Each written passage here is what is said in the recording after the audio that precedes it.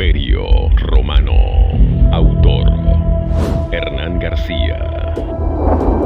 Vamos a sumergirnos hoy en una historia fascinante, la del choque de dos mundos. El poder, digamos, implacable del Imperio Romano y una fe totalmente nueva y radical, el cristianismo. Y para entender bien este encontronazo, vamos a fijarnos en las vidas de dos de sus protagonistas, dos personas cuyos destinos fueron radicalmente opuestos dentro del mismo sistema. Imaginemos la escena. Por un lado tenemos a Roma, una auténtica superpotencia global, una máquina de conquista, de ley, de orden. Por el otro, un movimiento religioso, casi una secta, que nace en una provincia perdida del mapa. La tensión entre estos dos gigantes, uno de poder terrenal y otro de poder espiritual, no solo va a marcar sus inicios, sino que, acabó por darle la vuelta por completo al futuro de Occidente. Vale, para entender bien este choque de trenes, primero tenemos que poner los pies en la tierra, ¿no? Vamos a situarnos en el Imperio Romano de los primeros tiempos. Un mundo de poder, de leyes y, no nos engañemos, de un orden que se imponía por la fuerza. A ver, la historia empieza con el famoso emperador Augusto, el que instauró la llamada Pax Romana, un periodo larguísimo de aparente paz y estabilidad. Pero ojo, es justo abajo su sucesor Tiberio cuando todo arranca, cuando empieza el ministerio de Jesús. Es una ironía tremenda, ¿verdad? En plena era de paz imperial se están plantando sin que nadie se dé cuenta las semillas de un conflicto que va a terminar haciendo temblar los mismísimos cimientos del imperio. Y esto, claro, nos lleva de cabeza al primer gran enfrentamiento, el juicio de Jesús. Y aquí hay algo que es fundamental entender. En el fondo, al final del todo, no fue un tema solo religioso. Fue, de hecho, un choque frontal, cara a cara, con la autoridad imperial de Roma. Sí, es verdad que todo empezó con acusaciones religiosas por parte de las autoridades judías locales, pero la última palabra, la decisión final, la tuvo la ley romana. Y los cargos que de verdad sellaron su destino, los que lo llevaron a la cruz, fueron puramente políticos: sedición y traición, nada menos que traición contra Roma. Para que nos hagamos una idea de lo grave que era esto, hay que hablar de una ley romana muy concreta, el crimen laese majestatis. ¿Qué es esto? Pues básicamente el delito de traición. En un imperio donde el César es la máxima autoridad, ir por ahí diciendo que eres rey, eso era un desafío directo a su poder. Era como decirle, tú no eres el único. Y eso, en Roma, se pagaba con la muerte. Punto. Y aquí está la jugada maestra, la clave de todo el juicio. La acusación original, la de blasfemia, a los romanos les daba un poco igual, no tenía peso en su ley. Así que, ¿qué hicieron? Delante de Poncio Pilato, el prefecto romano, transformaron la acusación. Fue una jugada muy astuta. De repente, Jesús ya no era un hereje, sino un agitador político, alguien que, según ellos, amenazaba el orden y la estabilidad de Roma. Y la prueba definitiva, la que no deja lugar a dudas, es la famosa tablilla, el INRI, que le clavaron en la cruz. Y esos Nazarenus Rex Judeorum, o sea, Jesús de Nazaret, rey de los judíos. Ojo, que esto no era una simple burla, era el titulus crucis, la notificación legal, oficial, del delito por el que se le ejecutaba. Para Roma, las cosas estaban clarísimas.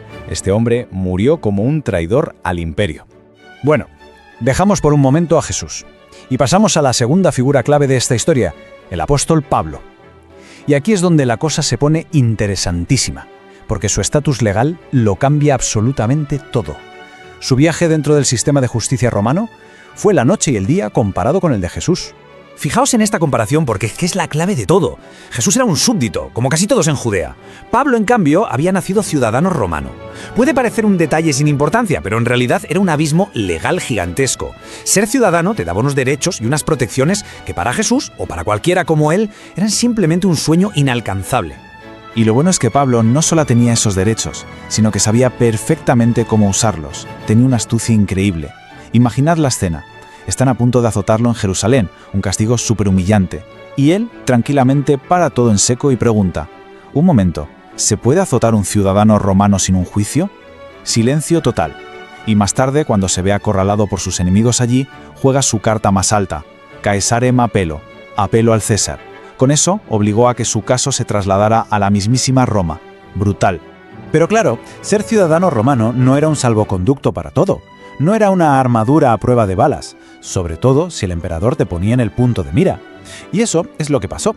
Durante las famosas persecuciones de Nerón, que buscaba cabezas de turco por el gran incendio de Roma, a los cristianos les tocó pagar el pato. Y ahí ni siquiera los derechos de Pablo pudieron hacer nada para salvarle. Eso sí, incluso a la hora de morir, su estatus de ciudadano marcó una diferencia abismal. Mientras que a Jesús, el súbdito, le tocó la crucifixión que era una muerte horrible y humillante reservada para esclavos y rebeldes, a Pablo, por ser ciudadano, lo decapitaron con una espada. Una muerte considerada mucho más digna. Fijaos qué locura. 2 hombres, la misma fe, pero 2 destinos completamente distintos, sellados por la ley de Roma. Estas 2 historias, la de Jesús y la de Pablo, nos pintan un cuadro muy claro de cómo eran las cosas al principio. Hostilidad total por parte del imperio. Pero lo que pasó en los siglos siguientes es, sin duda, uno de los giros de guión más espectaculares de toda la historia. Mirad esta cronología porque lo resume todo a la perfección. En apenas 300 años, el cristianismo pasa de ser una secta perseguida con un fundador ejecutado por traidor a ser la religión oficial del mismo imperio que lo había condenado. ¿Cómo es posible? Bueno, fue una mezcla de muchas cosas. Una perseverancia brutal bajo las persecuciones, un mensaje de esperanza que caló en todas las clases sociales y, seamos sinceros, también un cálculo político. Emperadores como Constantino se dieron cuenta de que esta nueva fe era una fuerza imparable y que podía servir para unificar un imperio que se caía a trozos. Es increíble. Un movimiento que empezó en las catacumbas acabó mandando desde el palacio del emperador. Una transformación radical de las que marcan la historia para siempre. Y ojo, porque esta fusión no fue solo un cambio de dioses en el panteón, fue algo mucho más profundo. Sentó las bases de la Europa que conocemos hoy, porque la Iglesia no solo sobrevivió a la caída de Roma, es que, en muchos sentidos, se convirtió en su heredera directa. Pensemos en ello. Cuando el Imperio Romano de Occidente se vino abajo, dejó un vacío de poder inmenso. ¿Y qué quedó en pie? Pues básicamente una sola institución organizada, la Iglesia cristiana. Y fue muy lista. Adoptó las estructuras administrativas de Roma, sus dióceses, su idioma, el latín claro, su forma de pensar las leyes. La analogía es perfecta. Es como si el hardware del imperio, los edificios y las legiones, se hubiera estropeado, pero su software, su sistema operativo, siguiera funcionando dentro de una institución completamente nueva. Y todo esto nos deja con una pregunta final, para darle vueltas a la cabeza. Esta mezcla, esta fusión entre la fe cristiana y el esqueleto de Roma dio forma a 1000 años de historia en Europa. Así que la pregunta es inevitable. ¿Qué mundo sería el nuestro hoy si esos 2 caminos que empezaron con un choque tan brutal, al final no se hubieran cruzado? Es algo en lo que de verdad merece la pena pensar.